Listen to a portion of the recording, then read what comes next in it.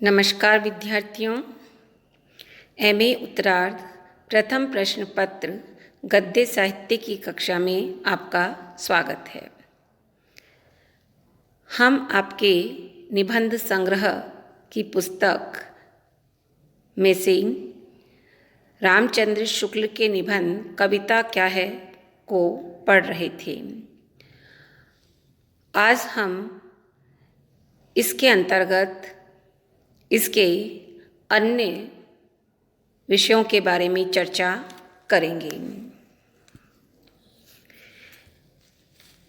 आपने देखा होगा कि संपूर्ण निबंध को 13 उपशीर्षकों में बांटा गया है, जिनमें से कविता के आवरण और कविता, कविता और सृष्टि प्रसार, मार्मिक तथ्य, काव्य और व्यवहार, मनुष्यता की उच्च भूमि, भावना या कल्पना, इन बिंदुओं पर चर्चा हम अपने पूर्व के 2 व्याख्यानों में कर चुके हैं। आज हम उनके अगले कुछ बिंदुओं की चर्चा करेंगे। तो इसमें सबसे पहले आता है मनोरंजन। शुक्ल जी कविता के मर्म को जानते हैं, उन्हें उनका लक्ष्य पता है। इसीलिए शुक्ल जी कहते हैं कि कविता का उद्देश्य मनोरंजन है। कविता का अंतिम लक्ष्य जगत के मार्मिक पक्षों का प्रत्यक्षीकरण करके उनके साथ मनुष्य हृदय का सामंजस्य स्थापन करना है। शुक्ल जी का यह कथन बिल्कुल सार्थक है। कविता का अंतिम लक्ष्य यही है। मनुष्य हृदय का सामंजस्य ही हर विधा का उद्देश्य कहा गया है। इतने गंभीर उद्देश्य के स्थान पर यदि केवल मनोरंजन का उद्देश्य सामने रखकर कविता के पठन पाठन पर विचार किया जाए तो वह रास्ते में ही रह जाने वाले एक राहगीर के समान हो जाता है। कविता पढ़ते समय मनोरंजन अवश्य होता है, पर उसके उपरांत कुछ और भी होता है और वही सब कुछ है। मनोरंजन वह शक्ति है जिससे कविता अपना प्रभाव जमाने के लिए मनुष्य की चित्तवृत्ति को स्थिर किए रहती है, इधर उधर जाने नहीं देती। अच्छी से अच्छी बात को भी कभी कभी जो केवल कान से सुन भर लेते हैं, उनकी ओर उनका मनोयोग नहीं होता। से स्पष्ट है कि मनोरंजन में वह ताकत है जो मानव को कुछ पल के लिए स्थिर कर देती है।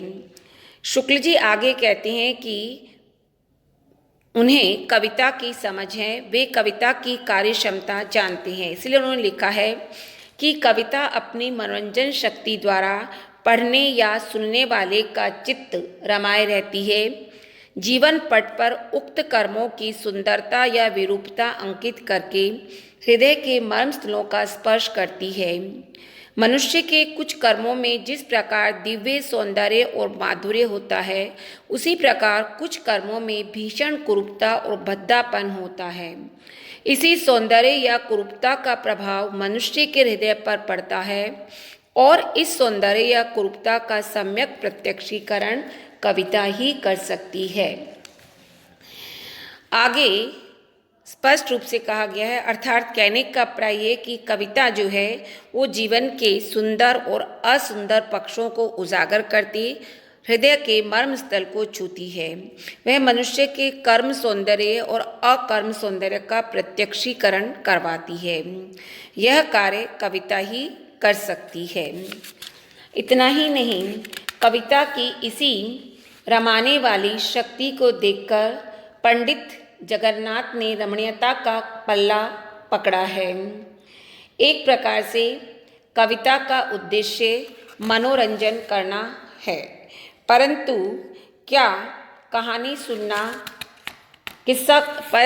कहानी या किस्सा कहानी में भी पूरा मनोरंजन होता है। इस आधार पर शुक्ल जी कविता और कहानी का अंतर बताते हुए कहते हैं कि कविता सुनने वाला किसी भाव में मग्न रहता है। कभी कभी तो वह बार बार एक ही पद्य को सुनना चाहता है, पर कहानी सुनने वाला आगे की घटना के लिए आकुल रहता है। कविता सुनने वाला तो यही कहता है कि जरा फिर तो कहिए, लेकिन कहानी सुनने वाला क्या कहता है? हाँ, तब क्या हुआ? यह बिल्कुल सत्य है, क्योंकि कविता के मार्मिक पद्य को लोग बार बार सुनना चाहते हैं, जबकि कहानी सुनने वाला केवल आगे क्या हुआ इसको जानने के लिए व्याकुल होता है और कहता है हाँ, तब क्या हुआ। एक प्रकार से मन को अनुरंजित करना, उसे सुख या आनंद पहुंचाना ही यदि कविता का अंतिम लक्ष्य मान लिया जाए तो कविता एक विलास की सामग्री मात्र बनकर रह जाती है। क्या वाल्मीकि और तुलसीदास जैसे भक्तों ने यही समझ करके इतने महान ग्रंथों की रचना की थी। परंतु खेद के साथ कहना पड़ता है कि बहुत दिनों से बहुत से लोग कविता को केवल विलास की सामग्री ही समझते आ रहे हैं। हिंदी के रीति काल के कवि तो मानो राजाओं महाराजाओं की काम वासना को उत्तेजित करने के लिए ही रखे जाते थे।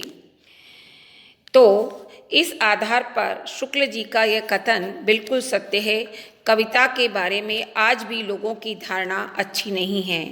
लोग आज भी यही कहते हैं कि प्रेमी, शायर और संगीतज्ञ ये कुछ झक्की होते हैं, पागल होते हैं। अगला बिंदु है सौंदर्य। इस निबंध में सौंदर्य के संबंध में शुक्ल जी ने लिखा है कि सौंदर्य एक आंतरिक वस्तु है।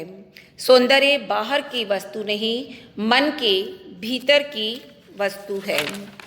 और आगे वो लिखते हैं कि जैसे वीर कर्म से पृथक वीरत्व कोई पदार्थ नहीं, वैसे ही सुंदर वस्तु से पृथक सौंदर्य कोई पदार्थ नहीं है। कुछ रूप रंग की वस्तुएं ऐसी होती है जो हमारे मन में आते ही थोड़ी देर के लिए अपना अधिकार, हमारी सत्ता पर ऐसा अधिकार कर लेती है कि उसका ही ज्ञान हावी हो जाता है और हम उन वस्तुओं को भावना के रूप में परिणित हो जाते हैं। हमारी अंतः सत्ता की यही तदाकार परिणति सौंदर्य की अनुभूति कहलाती है। इससे स्पष्ट होता है कि यह संसार जो है वो सतरंगी है। उनके रंग हमारे मन पर अधिकार कर लेते हैं और हम उन रंगों में खो जाते हैं और हमारा यह खोना ही सौंदर्य की अनुभूति है।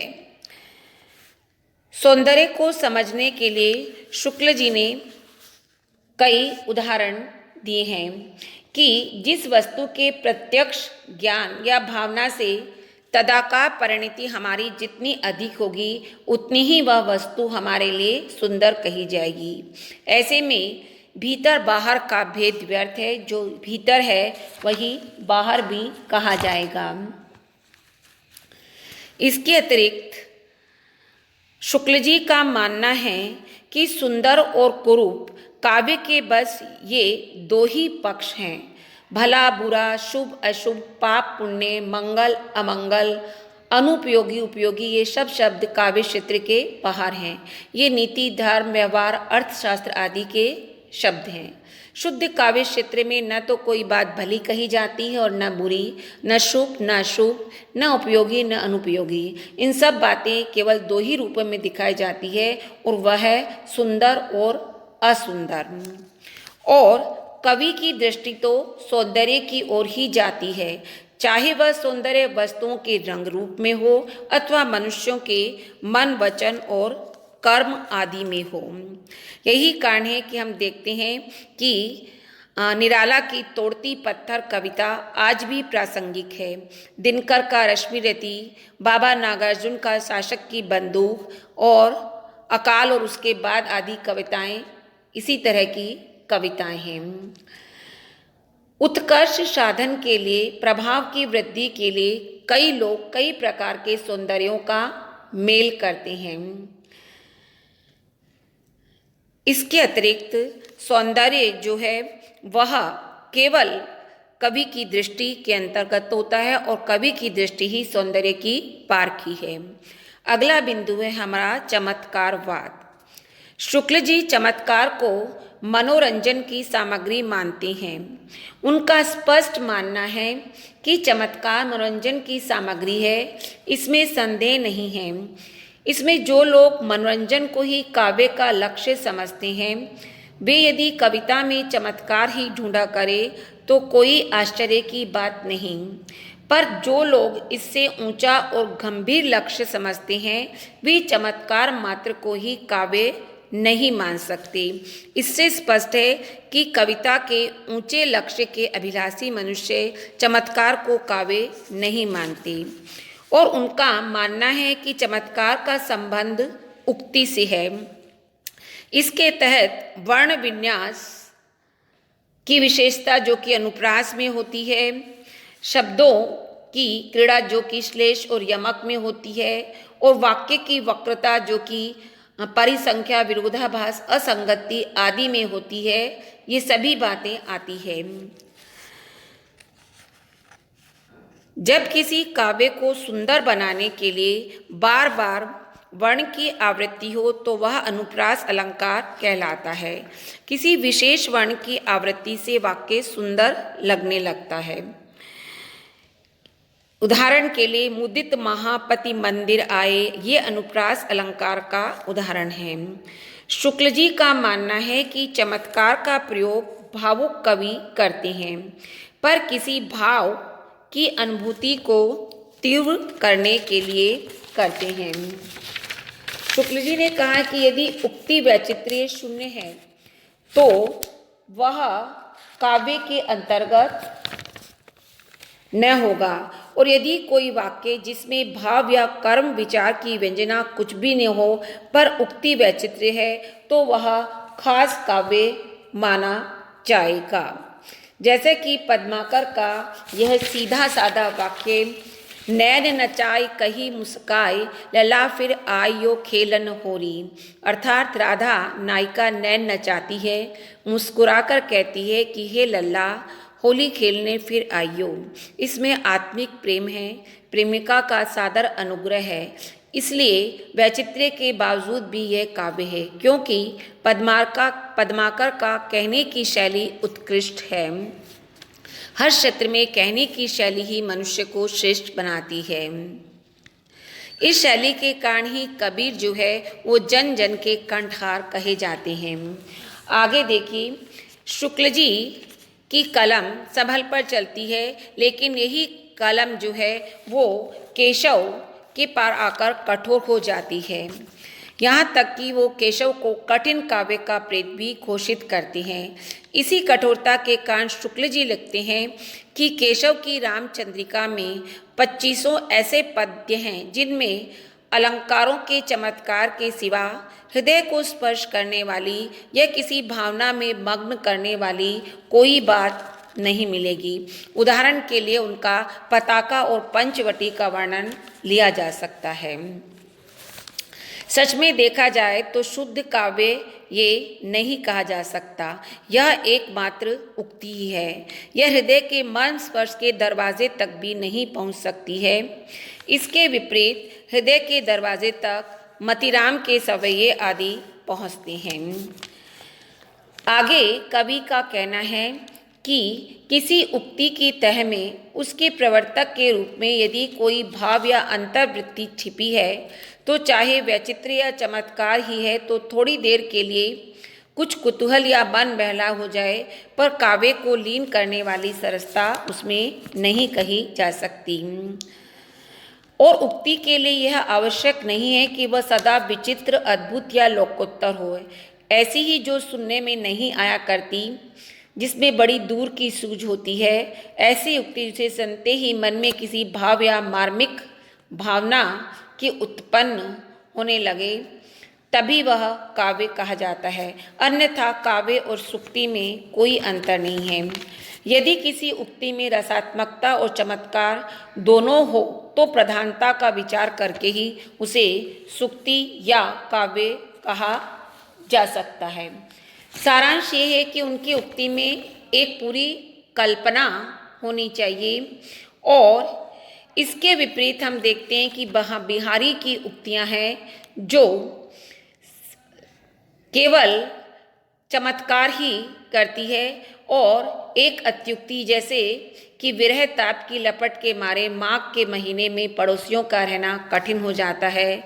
विरहिणी का शरीर का ताप इतना अधिक है कि शीशी का गुलाब जल सूख जाता है। तो यह सब एक मजाक है, विचित्रता है, उसमें विरह की वेदना नहीं दिखाई देती। तो स्पष्ट है कि उक्ति ही काव्य होती है, यह तो सिद्ध बात है। और शुक्ल जी का कहना है कि हमारे यहाँ भी व्यंजना वाक्य ही काव्य माना जाता है। अब प्रश्न है कि उक्ति किस प्रकार की व्यंजना करने वाला वाक्य कहा जाए। तो इसमें से कुछ वक्रोक्तिवादी केवल व्यंजना या चमत्कार को ही मानेंगे। इसके विपरीत जो दूसरे मनोरंजन को ही काव्य का उद्देश्य नहीं मानेंगे, वे इस बात का समर्थन नहीं करेंगे, वो अन्य में भी उसका प्रयोजन ढूंढने का प्रयास करेंगे। इसका अगला बिंदु है कविता की भाषा। कविता की भाषा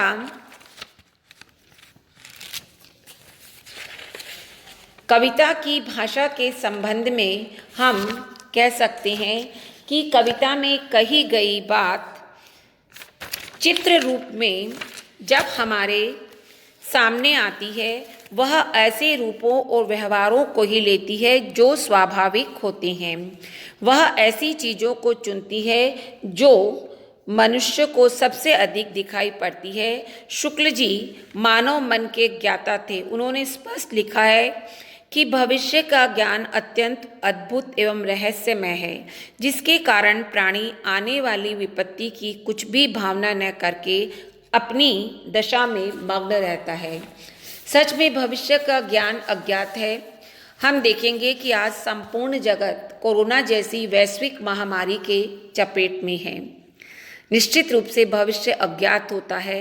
इससे बेहतर उदाहरण और क्या हो सकता है। शुक्ल जी का मानना है कि वस्तु या तथ्य के पूर्ण प्रत्यक्षीकरण और अंतःवृत्ति के अनुरूप व्यंजना के लिए लक्षणा का सहारा कवि को लेना पड़ता है और यह गुण सभी देशों में पाया जाता है।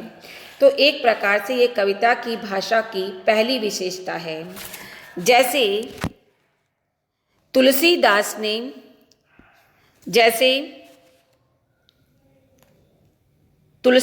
ने कहा है, धन्य भूमि पंथ पहारा, जह जह नाथ पाँव तुम धरा।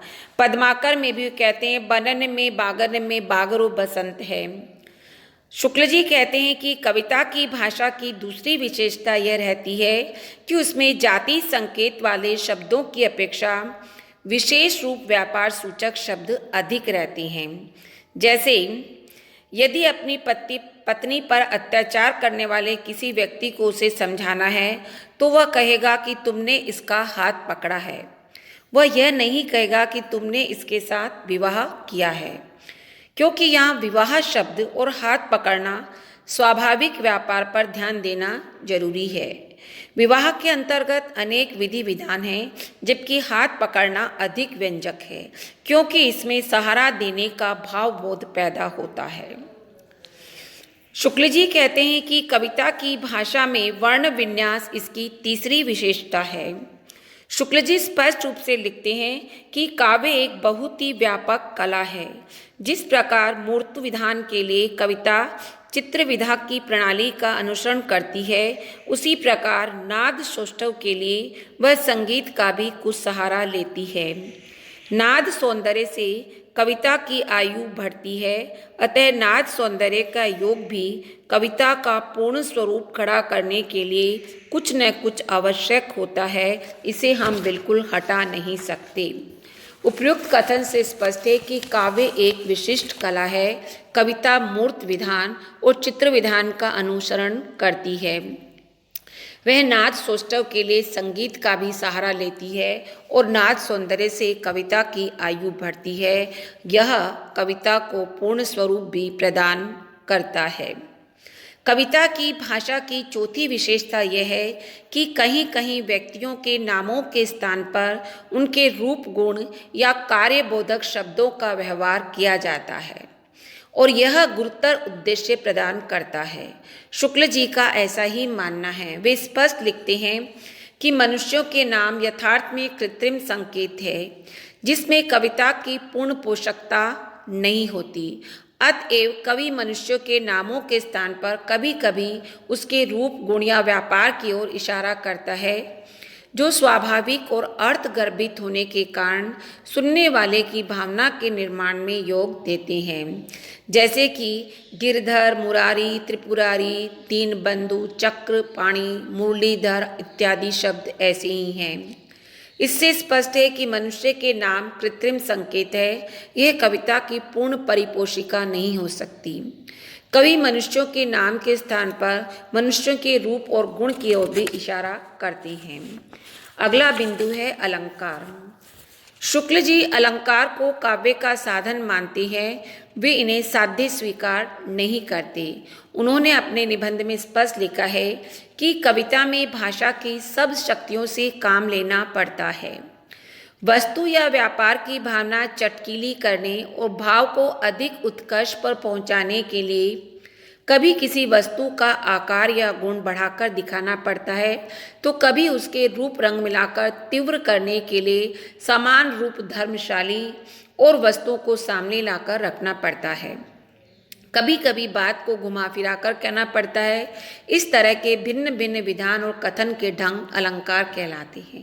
इनके सहारे कविता अपना प्रभाव बहुत कुछ बढ़ाती है, कहीं कहीं तो इनके बिना काम ही नहीं चल सकता। पर साथ ही ये भी स्पष्ट है कि ये साधन है, साध्य नहीं।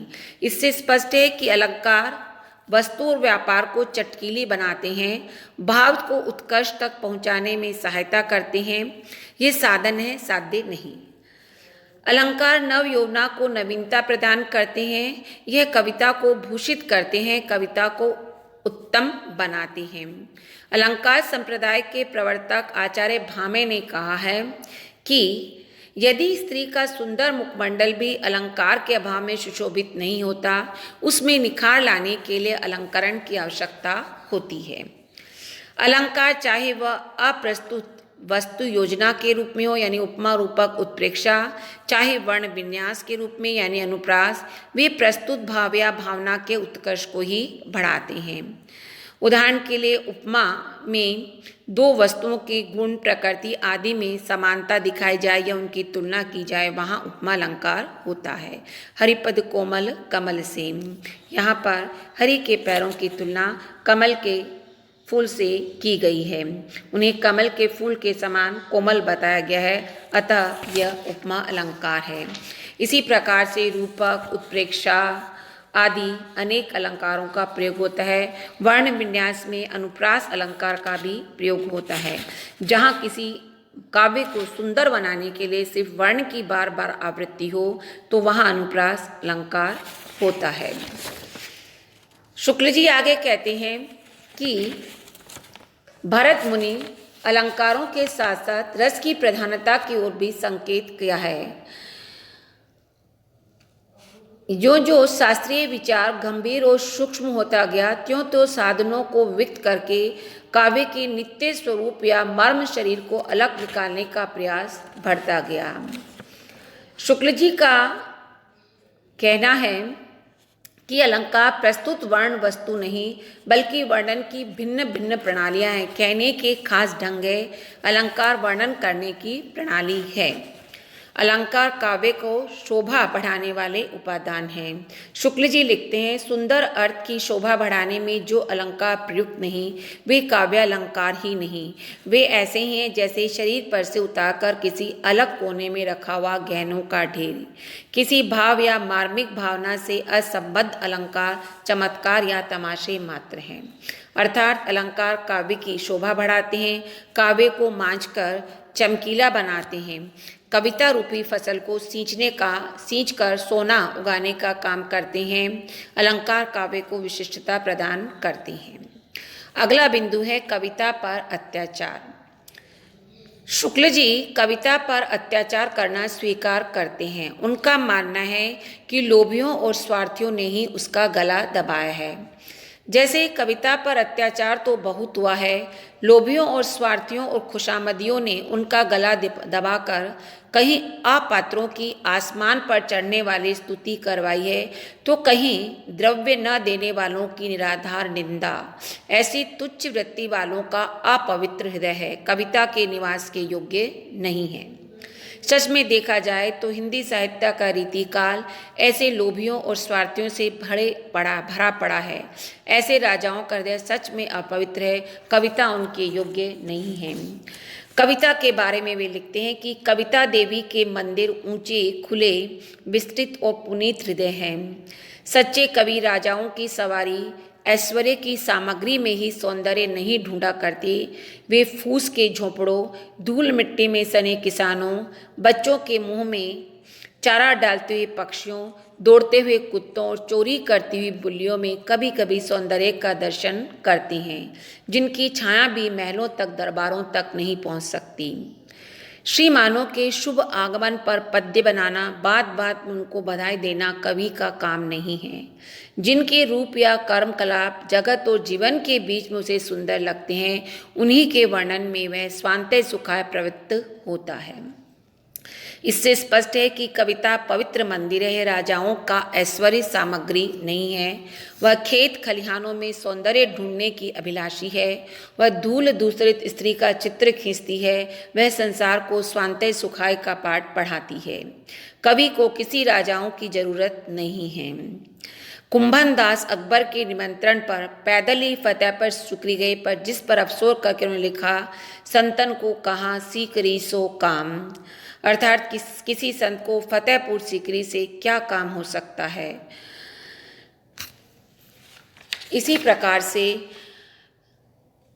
हम देखते हैं कि आज के युग में अनेक ऐसे कवि हो गए हैं जो स्वाभिमान से समझौता कर बैठते हैं, परंतु भी अनेक कवि ऐसे भी रहे हैं जो स्वाभिमान से समझौता नहीं करते और सत्य को ही सत्य कहते हैं। अगला बिंदु है कविता की आवश्यकता। शुक्ल जी का मानना है कि संसार की सभी जातियों में कविता विद्यमान है और कविता की आवश्यकता सदैव बनी रहेगी। वह वर्तमान में भी है और भविष्य में भी बनी रहेगी। मनुष्य के लिए कविता इतनी प्रयोजनीय वस्तु है कि संसार की सभी सभ्य असभ्य सभी जातियों में किसी न किसी रूप में पाई जाती है। चाहे इतिहास नहीं हो, विज्ञान न हो, दर्शन न हो, पर कविता का प्रचार प्रसार अवश्य रहेगा। बात यह है कि मनुष्य अपने ही व्यापारों का ऐसा सघन और जटिल मंडल बांधता चला आ रहा है, जिसके भीतर बंद बंद वह शेष सृष्टि के साथ अपने हृदय का संबंध भुलाया रहता है। इस परिस्थिति में मनुष्य को अपनी मनुष्यता खोने का डर बराबर रहता है। इसी की अंतः प्रकृति में मनुष्यता को समय समय पर जगाते रहने के लिए कविता मनुष्य जाति के साथ लगी आ रही है और चली चलेगी। जानवरों को इसकी जरूरत नहीं है। इससे स्पष्ट है कि कविता संसार के सभी सभ्य और असभ्य जाति में पाई जाती है। वह कालजयी है। मनुष्य सृष्टि के साथ अपने हृदय का संबंध भूलता जा रहा है। इस परिस्थिति में मनुष्य के मनुष्यता खोने का स्वप्न उत्पन्न होता है।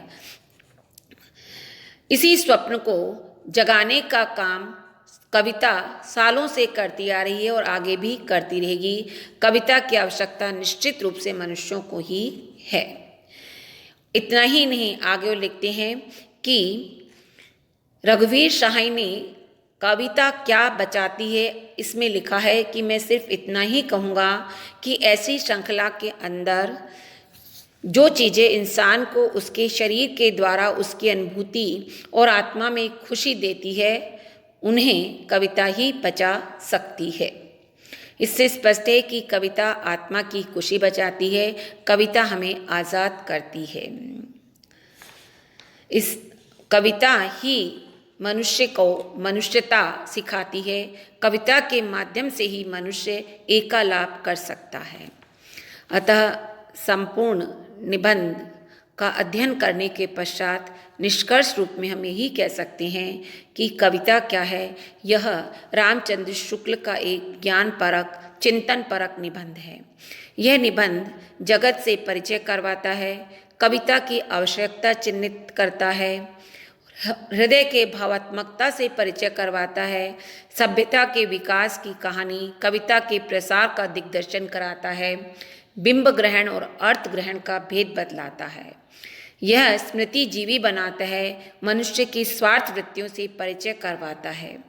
इतना ही नहीं, यह निबंध काव्य व्यवहार के साथ साथ राजनीतिज्ञों पर व्यंग्य भी करता है, मनुष्य को मनुष्यता सिखलाता है, कविता का उद्देश्य बतलाता है। सच में शुक्ल जी का निबंध मानव को मानवीय संस्कार सिखलाता है और ऐसे ही कालजयी निबंध लिखने के कारण शुक्ल जी हिंदी समालोचना जगत में सदैव स्मरण किए जाते रहेंगे। धन्यवाद।